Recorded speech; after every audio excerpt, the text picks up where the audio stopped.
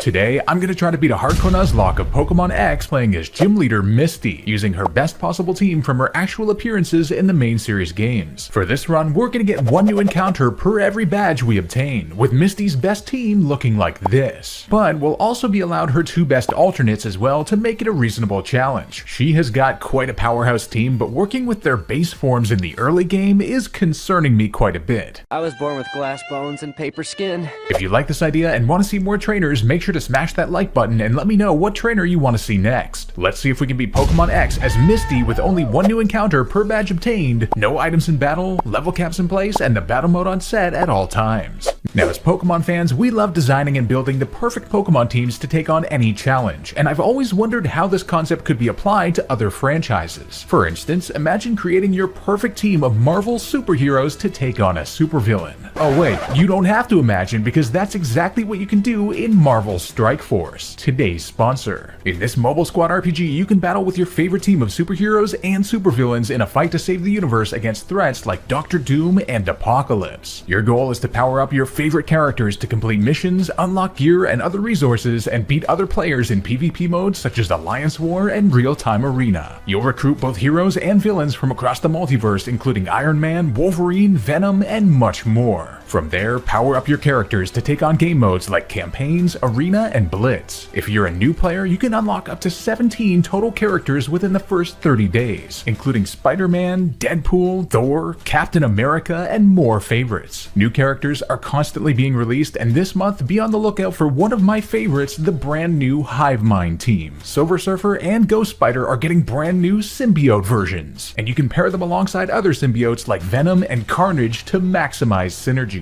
You can also unlock characters and costumes from Marvel movies, TV shows, comics, and more. For a limited time this month, if you use the QR code or click the link in the description, you'll unlock these exclusive characters for free by logging in. And for Black History Month, unlock the full Wakandan team by simply logging in. Nakia, Black Panther, Okoye, M'Baku, Black Panther 1 million, and Killmonger. Be sure to take part in February's month-long event featuring the brand new character Red Goblin. Install the game now and immerse yourself in the Marvel Universe. For a limited time this month, if you use the QR code or click the link in the description, you'll unlock exclusive characters for free just by logging in, like the newly released Echo. Not only that, but you can redeem the promo code on screen, cards, to get tons of bonuses, including 100 Gambit character shards, 500 power cores, and 5 premium orbs. Don't miss out.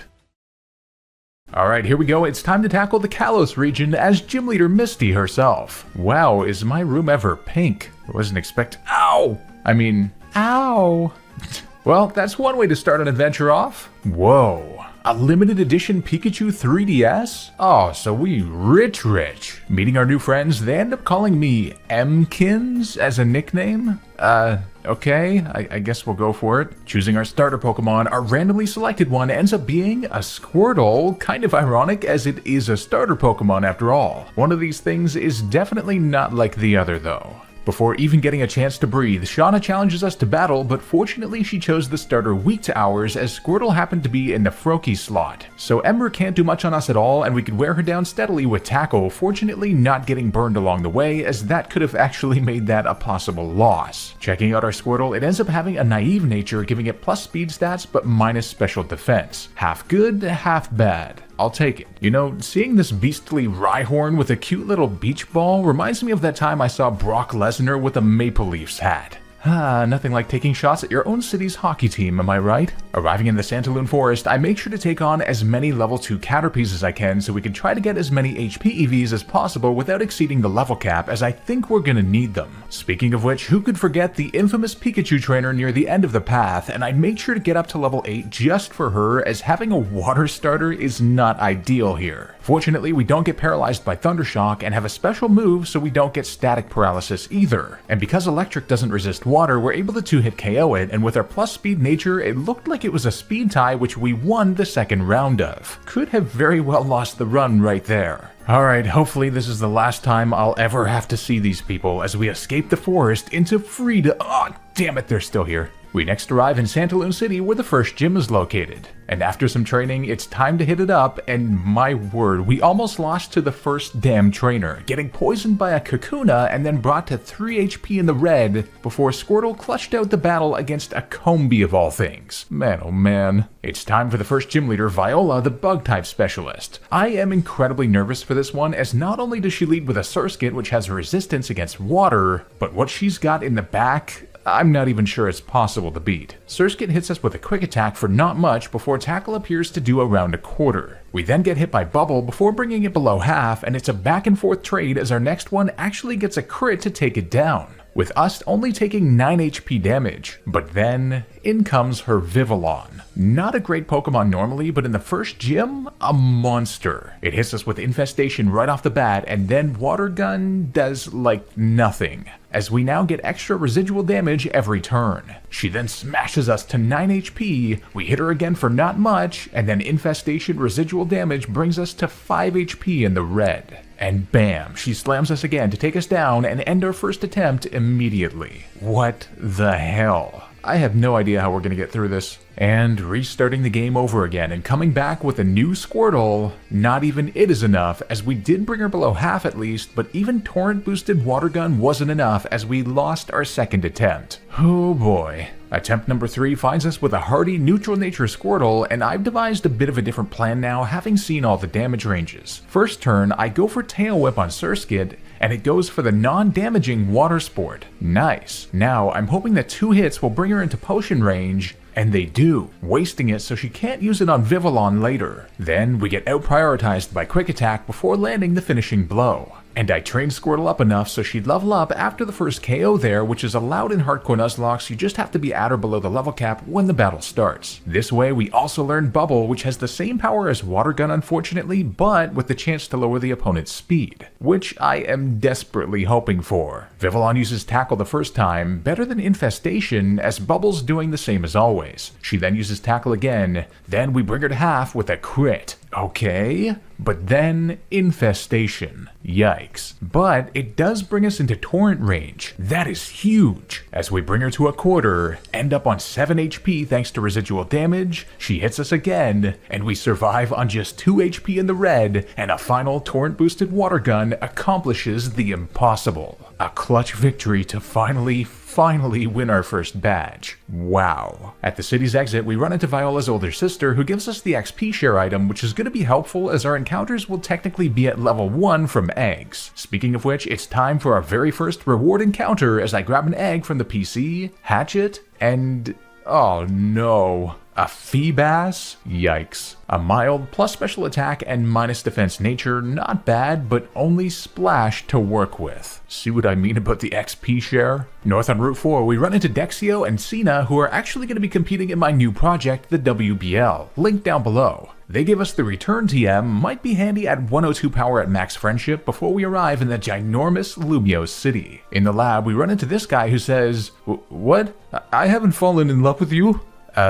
Pretty sure Misty would deck this guy, but we just started our adventure, so I'm not trying to catch a case out here. Oh, the classic. This guy blocking the way, saying the road's closed for construction when everyone else seems to be allowed through. Liar! Turns out the Pokemon Center here has some great TMs like Rain Dance for us, but they're far too expensive even for our rich, limited edition Pikachu 3DS holy selves. This video is not sponsored by Nintendo, I swear. Knowing what's coming, I make sure to train Squirtle up a few levels to the point that she evolves into a Wartortle. I mean, as our only actual viable Pokemon to use in battle, we need all the help we can get. Huh. I'm not sure if I've noticed this before, this dude says that Professor Rowan from Sinnoh taught Sycamore, and we also know that he taught Professor Oak too. What a guy. In a series first, well, second if you count the Secret Oak battle back in Gen 1, we have to battle the Professor in this game, and he has all 3 of the Kanto starters. As you can imagine, I'm incredibly nervous about Bulbasaur in particular, which he leads with, and I go for Bite hoping for the flinch, but nope, then he lands a Leech Seed. Yikes, my worst nightmare, as it also ensures that he survives the next one. Or does he, as bam, a critical hit. Completely clutch. Our baby Squirtle is up next, and it manages a few tackles, gets lots of Leech Seed damage on us, and lowers our defense with Tail Whip, but we manage to take it down with a bit less than 2/3 health remaining. In comes Charmander, and in our newly evolved state, we outspeed and one-hit KO it with Bubble. Let's go.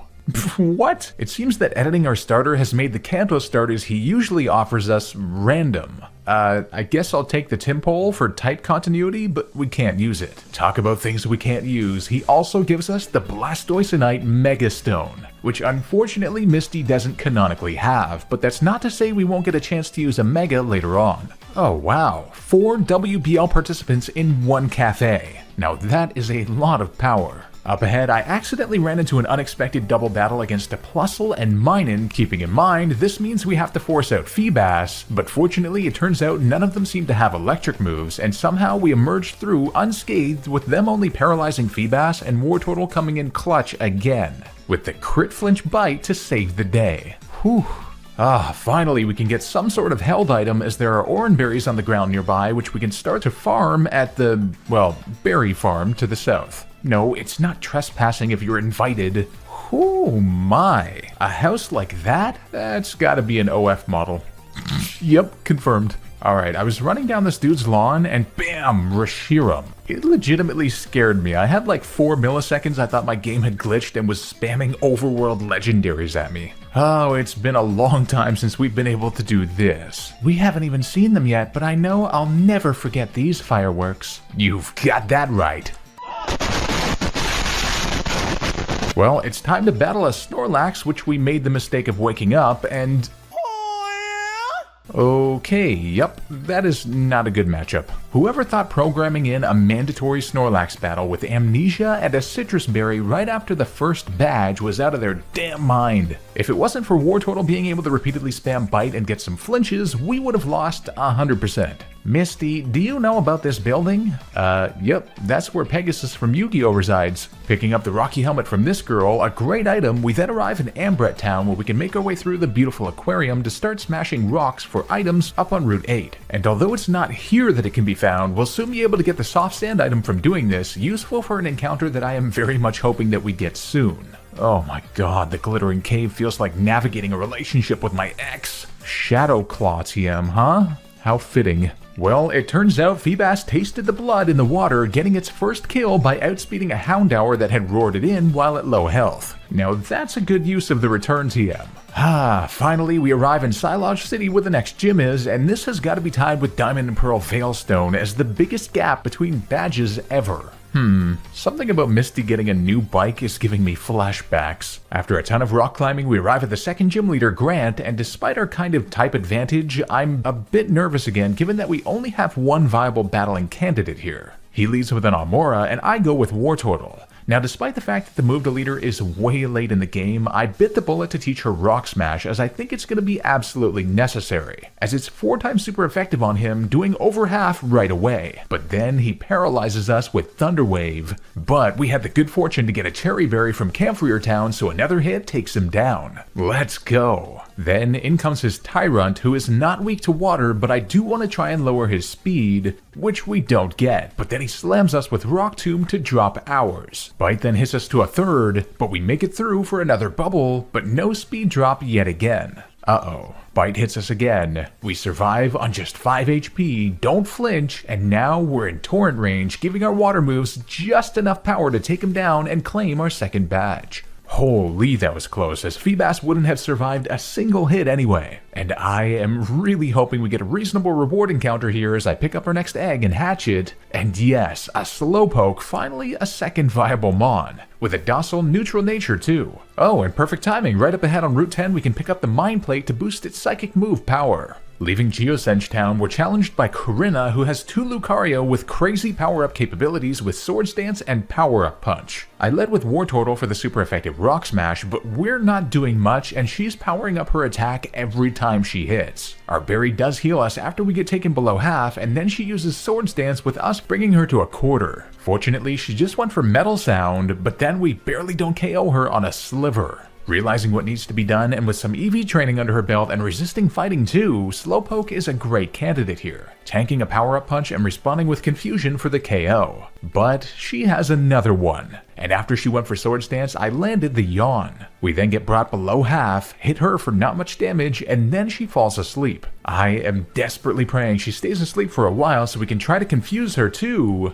And we do, as with her super powered up attack, her attacking herself actually does huge damage, enough to take herself down. Whew, we made it through. As if to give us a nice prize for winning, we then find some citrus berries nearby, increasing our recovery potential hugely. Not only that, but Wartortle finally learns a better water move than damn Bubble, getting Water Pulse for some wicked power and some potential confusion utility too. And arriving in Shallower City after doing a hell of a lot of work meeting the Pokédex requirements, we can obtain one of the best items in the game for us at this point, the Eviolite, to boost the defense of non-fully evolved Pokemon. Huge. Gotta say, as much flack as these games get, no one can deny they're quite beautiful, especially by early 3DS standards. The Tower of Mastery, for instance, is gorgeous. But what's not gorgeous is having to face Callum in battle, especially with those, what is that? Black squares on his cheeks? Maybe he's getting into his team spirit, I guess. Regardless, I attached the Eviolite on Wartortle and lead with her against his Meowstic. He went for Light Screen, but we're using Bite so it doesn't affect us. We both slug it out until Wartortle gets the 3-hit KO, taking a quarter damage in the process. But then, in comes what I fear most, his starter Quilladin, a grass type. And it has Needle Arm of all things too.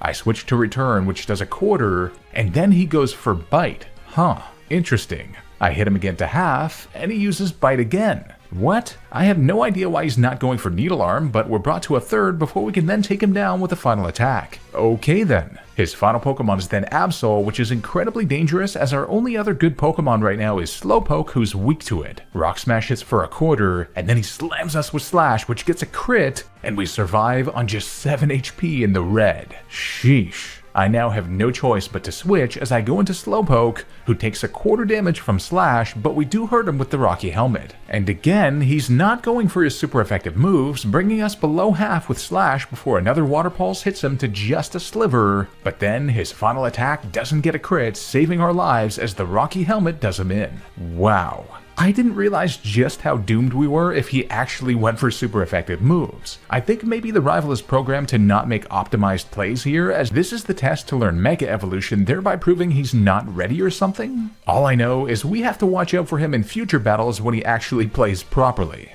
With that done, it's time for the third gym leader, Corinna, the fighting specialist, and I think we have a great answer to her. Slowpoke with the Eviolite. Her Mienfoo merely hits a fake out and then double slap, but gets all 5 hits. Of course, before we land a confusion for over half. She then hits us with Power Up Punch before another one does the job. In comes a tanky Machoke next, which starts using Leer to lower our defense. We don't even do half with confusion, but she leers us again before we hit her to the red. Knowing she's gonna heal now, I hit her again, and with her defense so low, I'm not feeling comfortable and I want to reset our stats. So I switch into Wartortle as she leers again. I then hit a Water Pulse to get us to the right range, but it ends up confusing her, then she hits a Rock Tomb. Now I switch back into Slowpoke as she Hyper Potions again, and then hits herself as confusion hits her low. She makes it through for a Leer, and then we hit another for the KO. With our defense now low, in comes her ace, Hawlucha. She goes for Hone Claws to raise her attack, scary as confusion hits her for less than half, but confuses her. Oh man. She then hits herself in confusion, which gives us just the range to KO from there and win our third badge. I will most certainly take that. At the top of the tower, we then get awarded with the Mega Bracelet, which I'm hoping we can make great use of down the line. Not only that, but we also get our next badge encounter, and this time hatching it, we get a Staryu. Not bad, but with a relaxed plus defense and minus speed nature, that's definitely not great. With that said, we do get the single best item in the game for us while leaving the city, the Surfeit Gem. Beautiful. A wee bit better than Splash on Feebas, wouldn't you say? The goodies don't stop coming though, as on Route 12 we can pick up another wicked item, the Leftovers, for some great recovery, and beyond that there's also a hidden item nearby, a Water Stone. Amazing. Quickly thereafter, we arrive in Coumarine City, the location of the next gym, and Squareface is here in his deluxe hologram form. Picking up the silk scarf from, my oh my, he sounds like our sugar daddy with that talk, saying he'd prefer to give it to us than his wife? Yikes, my dude. Coumarine also has the incense shop, allowing us to pick up the sea and odd incenses to boost water and psychic move power. Using the water stone, we can also get an unreal evolution as Staryu evolves into a blazing fast and powerful Starmie, who should help us a lot with type coverage as the game goes on. Having gone back and acquired the Rain Dance TM from Lumiose, I'm hoping we're now ready for our next battle with our rival, Callum. I lead with Slowpoke this time against Meowstic for the psychic resistance, and I use Yawn right away, as I know the thing we have to watch out for most is Light Screen. Thankfully, he doesn't use it before he falls asleep from Yawn, and we made it through Psybeam confusion to land a Surf too. Here, I switch into Starmie while he's asleep so we can set up our newly learned Rain Dance. I knew we could stall out Light Screen with Recover anyway, but now a rain-boosted Surf obliterates him. And the same goes for his Absol too, which merely hit a quick attack before the tsunami swept him away. His final Pokemon is his starter, Quilladin, and it looks weird, but rain-boosted Surf is the best thing we have, doing over half damage to it. Then he hits a stab super effective Needle Arm,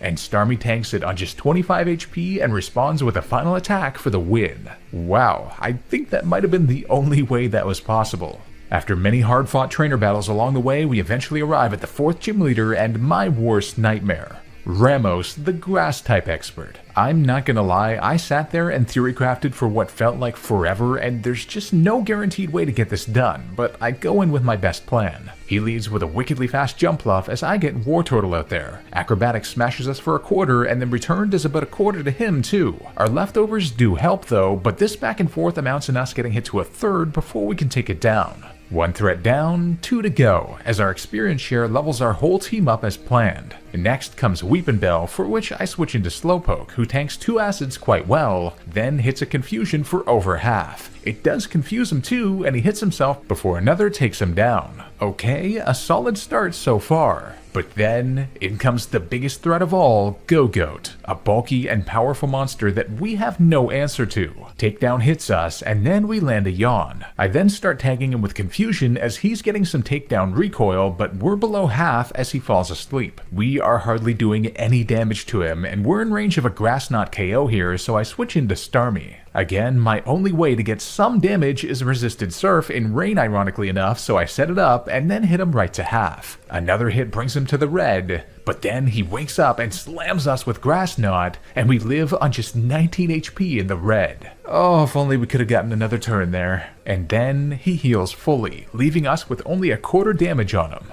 Oh boy. I literally have no choice as I send out Feebas for the inevitable sack, which was a crit to add insult to injury. I then send out Slowpoke, hoping maybe Grass Knot won't do enough, and he went for takedown and missed, so we get a Yawn off. Okay, that recoil actually might have been useful though, as he hits us, and yep, it turns out that first miss was a bad thing for us, as we would have survived another. Oh well, as he's now asleep again at least. I switch in Wartortle here, needing the damage from return and knowing we can get leftovers recovery while he's asleep. I go for Bite to try and prevent him from healing and hoping for the flinch in case he did wake up, as we get brought to half by leftovers, but nope, we still brought him in range of healing fully. Ouch. We can then only manage to bring him to half as he hits a Bulldoze to drop our speed. He then outspeeds now with Takedown, and we survive on just 14 HP and then hit him down to the red. But it looks like our leftovers do just too little to help us survive here, and I have literally nothing to switch into. So, because of that speed drop, we now get wrecked by Takedown and lose our very own starter Pokemon. Well, from here at least we can now outspeed and win the battle with Starmie's Swift. Holy, that was one of the most insane battles ever, and we just lost half of our team. I'm not feeling too hopeful here. On top of that, knowing an electric gym of all things is next, I am desperately praying for our part ground type encounter to be our next reward. And it ends up being... oh, come on! Magikarp! Oh, no. Eviolite Magikarp, anyone? It has a lonely plus attack and minus defense nature, but I'm not sure anything matters anymore. At the very least, we can finally evolve Slowpoke into a very bulky Slowbro at level 37, and we can also train up Magikarp to evolve it into a monster Gyarados at level 20, offering us some grass neutrality now that we don't need it as much. I'm not stuck, it's just that a pleasantly cool breeze drifts through here. This seems familiar. Now where have I seen this scenario before?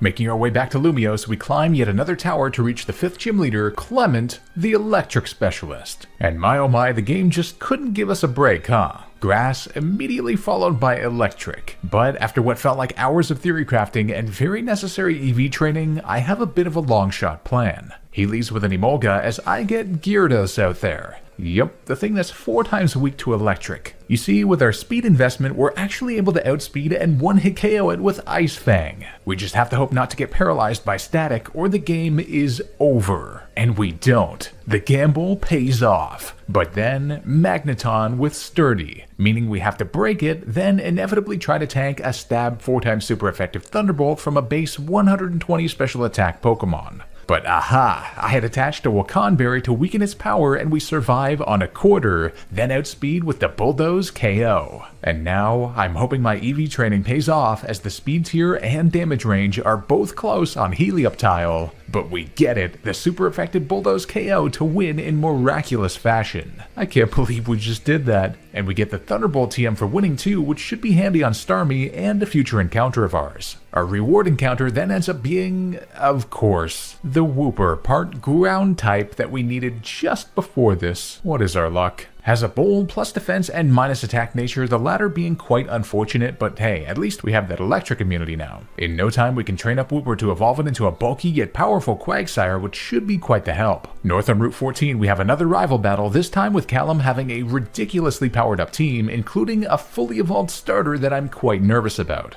Oh, and he fixed his face condition too, it looks like? Regardless, he leaves with a Meowstic and I get Starmie on the field. I immediately go for Surf to bring him low, and then he does what I was fearing, uses Light Screen. That's going to be quite troublesome for us, so knowing we have resistance against his stab moves, I decide instead to start stalling it out by using Rain Dance and then recover repeatedly until it goes down. At which point we can outspeed and take it down without worrying. Then, Callum's now fully evolved Chestnut comes in, but fortunately we now have an answer as I send in Gyarados, who not only has Intimidate to lower his attack, but is also neutral to Grass, tanking Seed Bomb on 3/4 health. We also have super effective Ice Fang against him, which hits him for over half and freezes him. Beautiful, so we can end him on the next turn with another. His final Pokemon is Absol, so I stay in going for the Aqua Tail, but we miss it, and then he lands a critical hit Slash too. Goodness gracious. Our Citrus Berry brings us back up to a point where I'm feeling comfortable staying in, and this time we hit Aqua Tail, but he barely survives on a Sliver. Bite then hits us low, and on the next turn I make the switch into our bulky new Quagsire who tanks 2 hits including a crit, have our berry heal us, and then can finally take that thing down for the win.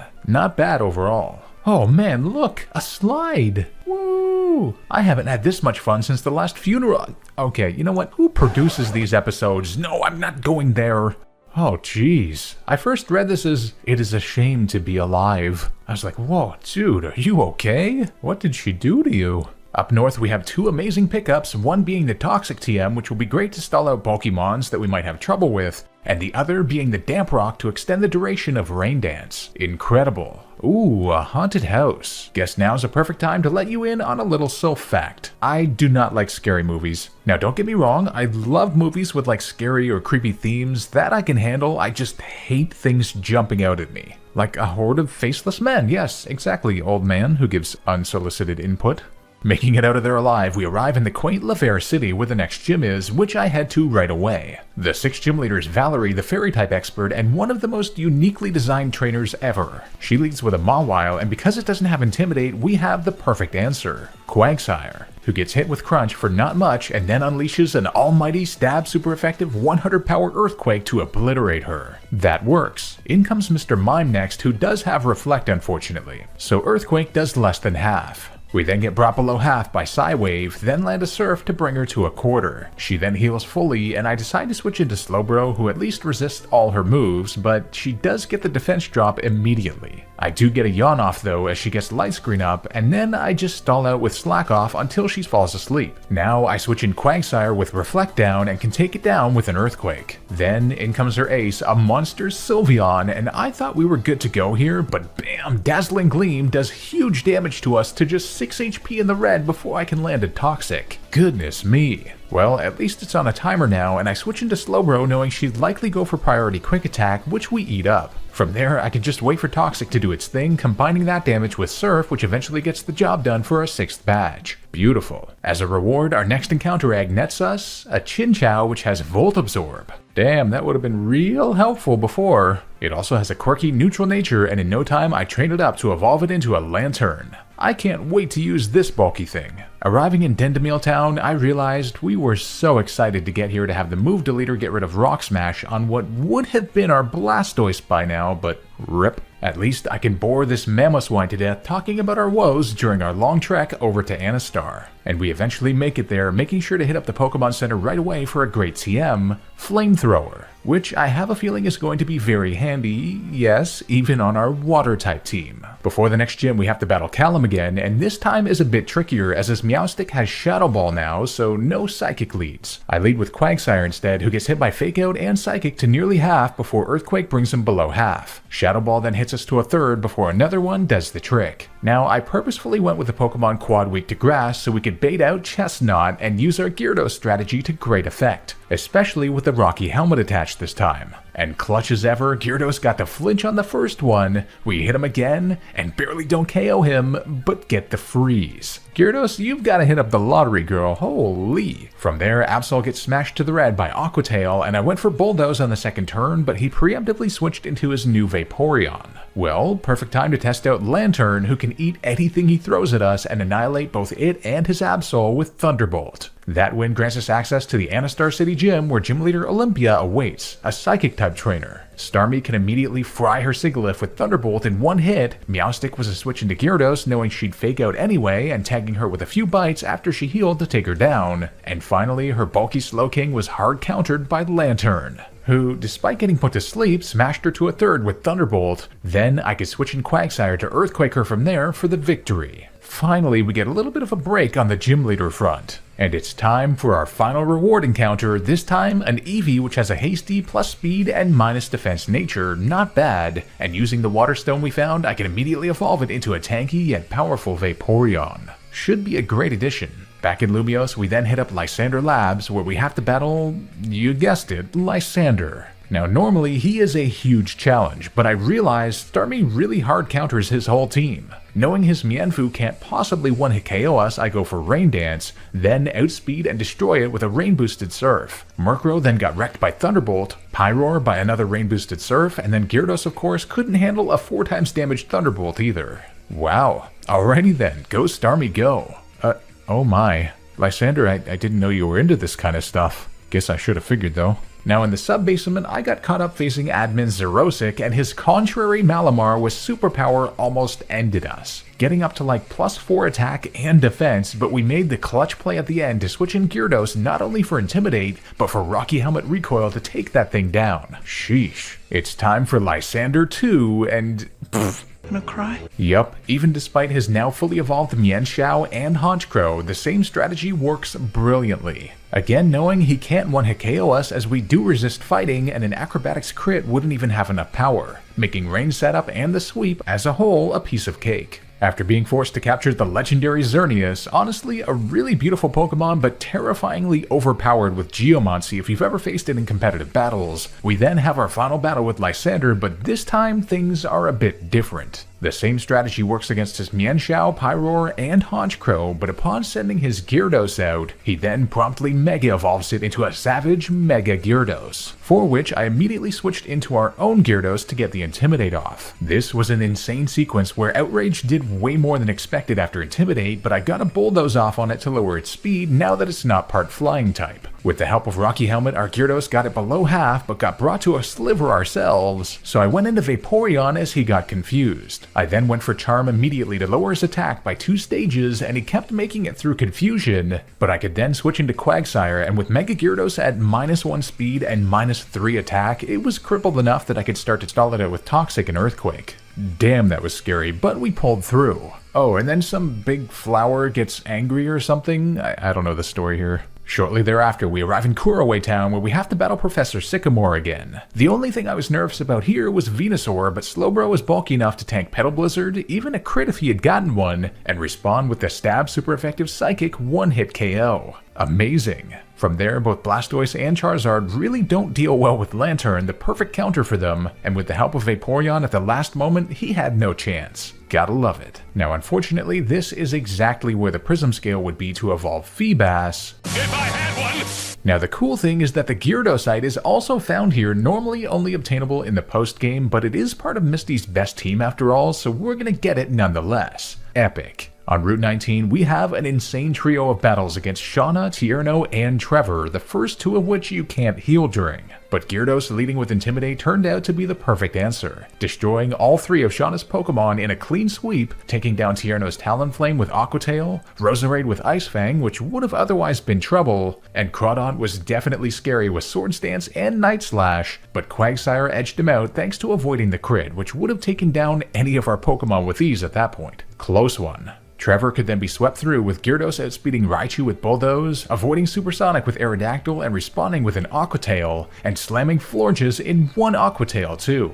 What power! Arriving in Pokemon Village has me very eager to get the Psychic TM, but we need to use Waterfall to get it, which we have, but can't use yet as we need the 8th badge. Well, let's go get it then, as it's time to face off with the final gym leader, Wolfric, the Ice Specialist. Now, although we do resist Ice, he leads with an Abomasnow, a nightmare for our Water team. As I get Gyarados out there, our only Mon not weak to Grass. I go for Bulldoze to drop his speed and then tank Energy Ball and hail damage. I then switch into Slowbro, which might look weird, but I had taught him the Flamethrower TM, which yes, he does learn. But he preemptively switches into Cryogonal. Okay then. Now what follows might be the most insane bad luck I've ever seen in my entire 25 years playing Pokemon. He confused us with Confuse Ray and then we hit ourselves in Confusion. To our credit, we did then land an attack and burned him, but then we immediately got frozen by Ice Beam, a 10% chance. We then didn't thaw out for 3 turns in a row, all the while leftovers, our freeze, the hail, and his burner going off every turn taking forever. Then we thaw out, and we hit ourselves in Confusion again. He then hits us low, and we hit ourselves in Confusion again. He then Ice Beams us again, and I'm like, finally we can hit him, but nope.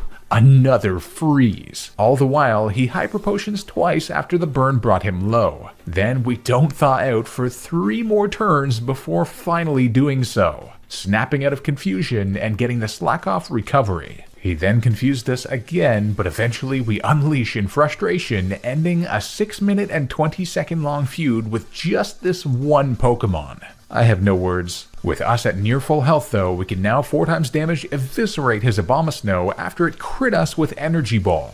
And finally, his Avalugg was a dangerous back and forth with it using Curse to raise its attack and defense, but our Quagsire with Toxic putting it on a timer combined with Vaporeon using Charm to ensure its attack doesn't get out of hand clutched it out. Good riddance. With all 8 badges in hand, we can now enter the beautiful Victory Road Gate. A long track brings us near the end where Callum challenges us to one last battle. And it was kind of a similar story as always, except his Chestnut was insanely powerful this time around. And with Gyarados not getting that amazing luck she's had recently, he brought us to just 18 HP in the red with Chestnut before getting taken down. Cool thing was though, with his new Altaria, I couldn't resist, Mega Evolving our Gyarados to unleash with a 4-time super effective 155 base attack Ice Fang to clobber it. Damn, that is some power. After fulfilling the rest of our EVs, theory crafting like crazy, and picking up any remaining items and TMs we might need, it's time for the Kalos Region Pokemon League. The first Elite Four member is Malva, the Fire Expert, and if I'm honest, since her Torkoal doesn't have Drought, which would have been a problem, we could sweep through her entire team with Starmie's Surf, especially with the Expert Belt attached. With the Talonflame outspeed surprising me, but fortunately not getting the crit as it did right about half, allowing us the victory. A good start. The second Elite Four member is Wickstrom, the Steel Expert, and I think I have a good plan for him. Against his Klefki, we could take it out in a few Earthquakes after he healed, but he did get a few layer of spikes on our side of the field. Then came Probopass, as I was hoping for, and despite his sturdy, our 4x damage Earthquake handled him quite well, and Leftovers healed most of the damage that he managed on us with Earth Power. Then in came Aegislash, which hit us hard with Shadow Claw, but no crit, so a single Earthquake rocked him to his core. His final Pokemon is Scizor, which is definitely a problem, so I switched into Gyarados for Intimidate and to tank X-Scissor. Then switched in Lantern, and then went into Gyarados again for Intimidate, knowing he'd use a resisted move again. With him at -2, I then get Slowbro out, tanking 2 attacks with ease after our Berry, and then unloading a 4x damage Flamethrower for the victory. Wicked. The third Elite Four member is Drasna, the Dragon Expert, and I think I've got a good plan for her. Against her Dragalge, I lead with Starmie, and surprisingly it survives a stab super effective Expert Belt boosted 90 power Psychic, and hits us with a Thunderbolt to half. But no paralysis, so a few more do the job after she heals a couple of times. Altaria was then an easy one-hit with Ice Beam that I taught Starmie from Wolfric. Then with our -speed nature, I fear Noivern will outspeed. But Vaporeon eats up 2 Dragon Pulses with a crazy bulk and responds with another 4x damage Ice Beam KO. Her final Pokemon is Druddigon, and an Intimidate switch with Gyarados followed by an Ice Fang does huge damage, not wanting to Mega Evolve as Revenge super effectiveness would be dangerous. From there, Dragon Tail brings in Slowbro, who actually outspeeds with the Psychic KO, as I guess she was gonna Dragon Tail again. The last Elite Four member is Seabold, our arch-nemesis water trainer, and boy oh boy do we ever have an answer for him, as I send out Lantern against Clawitzer, and outspeed with the Thunderbolt for massive damage. Then we tank Dragon Pulse well after Leftovers, and land 2 more for the KO after he heals, allowing us more recovery too.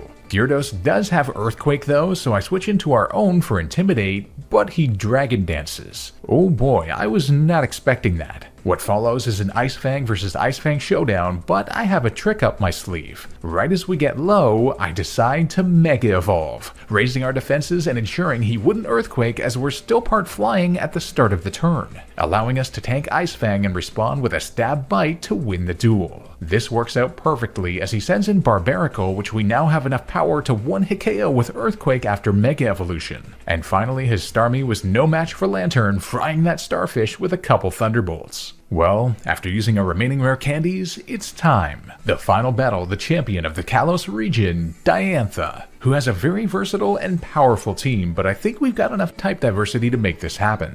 She leads with Hawlucha, which thankfully Starmie can outspeed and one-hit KO with a super effective Psychic off the bat. In comes Auroras next, and knowing it has Thunder, I go into Lantern, but she sets up Light Screen.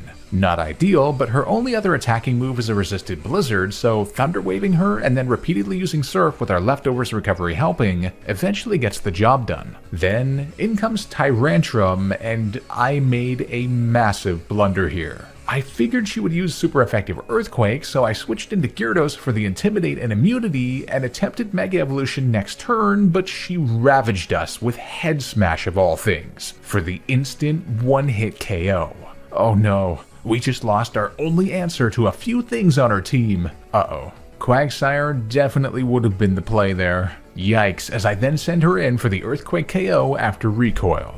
Now, in comes Gourgeist, and I no longer have an answer to this thing at all. I can't switch anything into Seed Bomb, so Quagsire gets downed by a 4x damage move. Ouch. Fortunately, it turns out Vaporeon has enough power to come in and one-hit KO it with Ice Beam. In comes Goodra next, and these are 2 special tanks on the field, and we repeatedly alternate with Dragon Pulse and Ice Beam, but she full restores several times, causing us to be brought low and not have quite enough power to finish her off, as I know nothing wants to switch into a Dragon Pulse here, so Vaporeon also goes down.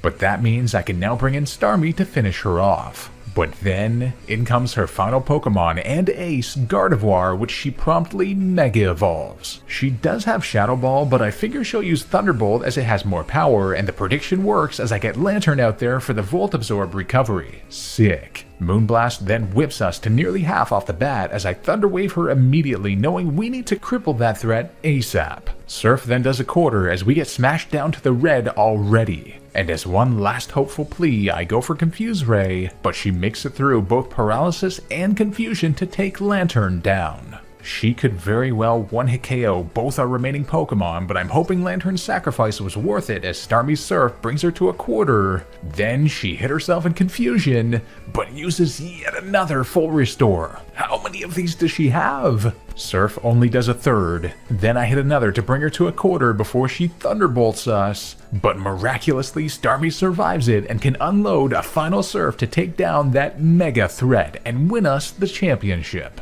Unbelievable. We got hurt bad, but at a total of 6 deaths and 2 Pokemon remaining, we did it. We beat a hardcore Nuzlocke of Pokemon X using only Misty's best team. And what a crazy adventure that was. Probably one of the hardest early games we've ever had to face, if I'm honest. Don't forget to check out my new project on my second channel, Pokemon WBL, with new battles coming very soon, and I'll see you guys next time for another challenge video.